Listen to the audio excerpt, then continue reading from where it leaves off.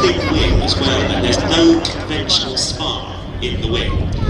2.6 as well, that was felt necessary for the race, and of course a retractable undercarriage.